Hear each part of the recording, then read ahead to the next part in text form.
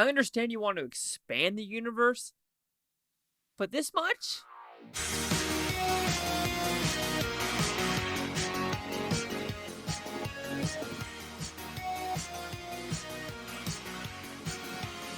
Chase Liaki here with the Blue Futon reviewing The Marvels. So what's this about? Pretty simple premise.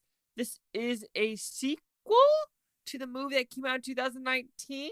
Or is it a sequel to WandaVision? Or is it a sequel to Ms. Marvel? Actually, you could say it is a sequel to all.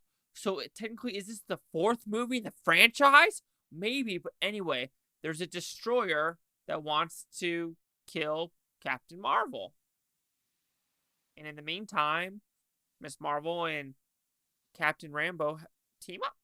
And that's the story. Yes, that kind of is the story. And that's the thing is that even though it's very simplistic, they try to add so much into it and so many backstories and just so many characters where you're just like, how much stuff are you going to throw at the wall? However, I might be dogging the movie in that aspect.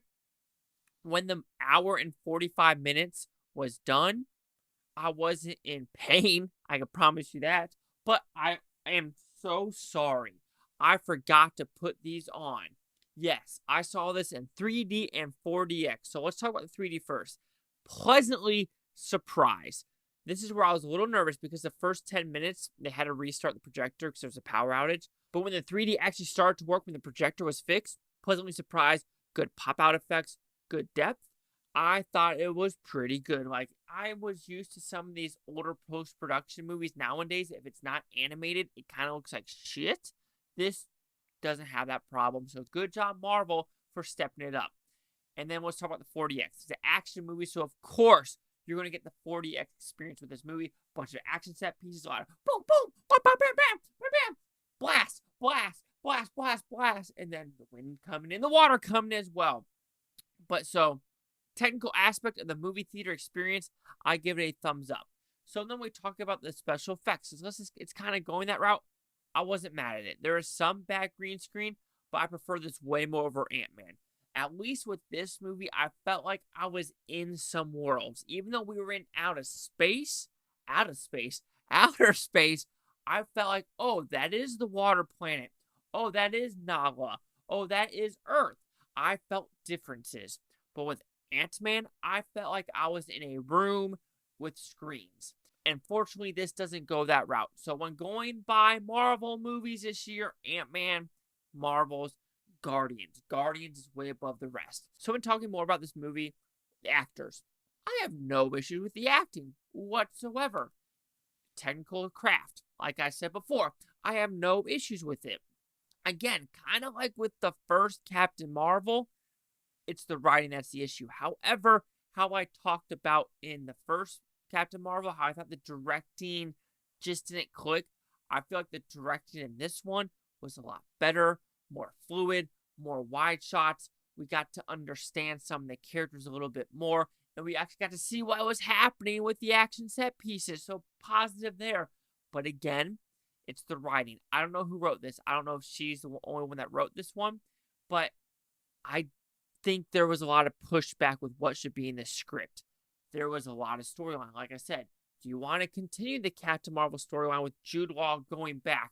Which there was a good opportunity to bring him back and actually kind of see where he is sticking. It could have been like a whole thing when the AI exploded. That was the whole point of this story. What if Jude Law comes back and realizes, oh my God, you were right, and he's part of this new crew? Like, there was so much information, but the problem is they wanted to focus on the Miss Marvel family. They wanted to focus on WandaVision, even though the only WandaVision part was really Captain Rambo's character, which is fine. They bring up the force field, but it felt like they really wanted this to be a Miss Marvel movie, but label it as a Brie Larson movie. And I think that is where it completely falters. Yes, you have some storyline side quests with some cats and a planet, the water planet. The cat one, people are saying, what the fuck? Okay, I understand why they would say that, but I'll say one thing. I wasn't bothered by it. Yes, it tried to do like a James Gunn, Taika Waititi. I can never pronounce the guy's name, but Taika Waititi's movie meshing. It wasn't like Thor Ragnarok. It was more Thor Love and Thunder. And, I don't think there's a single bad Guardians movie. So I think James Gunn's a fantastic director. He might get some flack for stuff he said in the past. I don't care. If he's like, hey, he's going to direct a movie you're right now, I'd be like, sign me up, bro. But anyway, I think there's Identity Crisis what it wanted to do on that level of what humor wanted to go after. The villain, throwaway, absolutely throwaway villain. The reason why it wants to kill Captain Marvel or the Annihilator, you're like, oh, that's it. So where are you getting this information and getting this other band?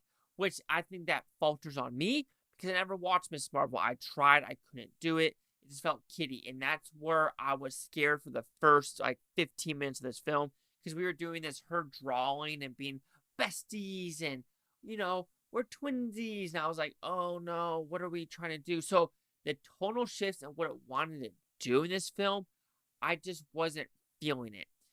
So overall, the movie isn't bad. It is confused.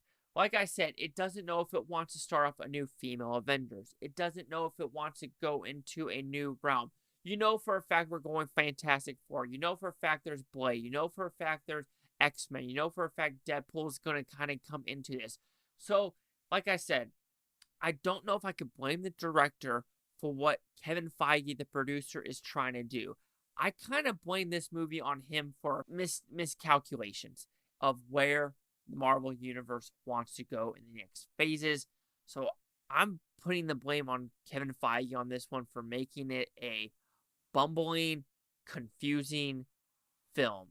And let's just say that planet with all the water, another throwaway. So many throwaway things where you're like, that could lead somewhere. Oh, we're just going to stop. That could lead somewhere. Oh, we're just going to stop. That could lead somewhere, but it's going to stop.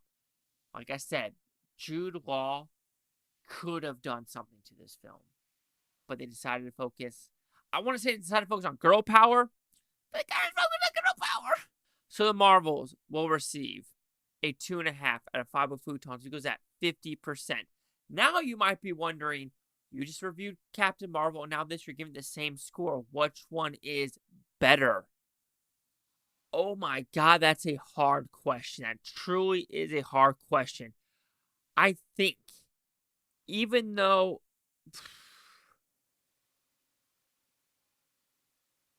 I think the Marvels is a little bit better. I truly do. The reason is some of the choices of Captain Marvel were so atrocious to the timeline. This one tries to, I don't know. Let's see what the critic scores gave this one, though. So you have critics a 59%, audience score 83%, which is the complete opposite of Captain Marvel. Complete opposite. 185 critics, over 100 audience. Critic consensus. Fun, refreshing, brief, and elevated by the chemistry of its 3 leads, The Marvels is easy to enjoy in the moment despite its cluttered story and jumbled tonal shifts. Pretty damn close. Anyway, 50, 59, 83. Chase Lock here with the Blue Futon. Like, comment, subscribe. Let me know if things Futontopia. You Blue Futons have a great day. And I don't care what you say tomorrow, week from now, month from now, year from now. I love every single freaking one of you. Did you watch this? Did you like it? What is your Marvel order? I already told you mine. Ant-Man, Marvel, Guardian. But we're adding DC. And I think the only 2 DC movies have been Blue Beetle and The Flash.